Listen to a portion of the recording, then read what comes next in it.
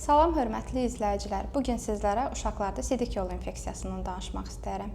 Əgər uşağınız sidiyə gedərkən ağrı hiss edir, yanması varsa, sidikdə xüsusi qoxu varsa və yaxud son zamanlar altını islatmağa başlayıbsa, uşağınızda sidik yolu infeksiyasından şübhələnməyə dəyər. Bəzən valideynlər belə düşünür ki, bu simptomlar var, öz-özündən keçib gedəcək, lakin bu belə deyil. Müalicə olunmayan sidik yolu infeksiyaları hər dəfə böyrəkdə zədələnmə yaradır, çapıq toxuması yaradır və nəticədə ağırlaşmış hallarda bəzən uşaqlar böyrək yetməzliklərinə, bəzən isə böyrəyin xroniki xəstəliklərinə qədər gətirib çıxarda bilir.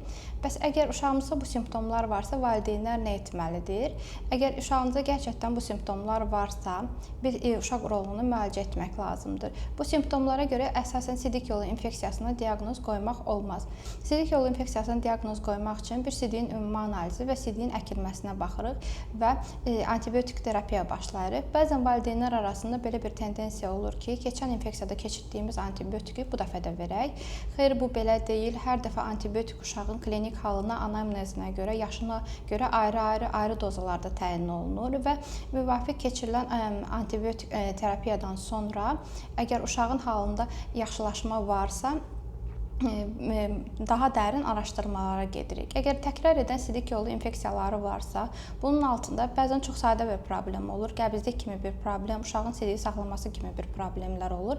Bəzən isə bu problemlər daha ağır olur. Vezikulorektal reflü dediyimiz xəstəliklər olur və bu böyrəyi hər dəfə infeksiyalı sidiyin qayıtmasını və böyrəyin sıradan çıxmasına, böyrək yetməzliklərinə gətirib çıxarda bilər.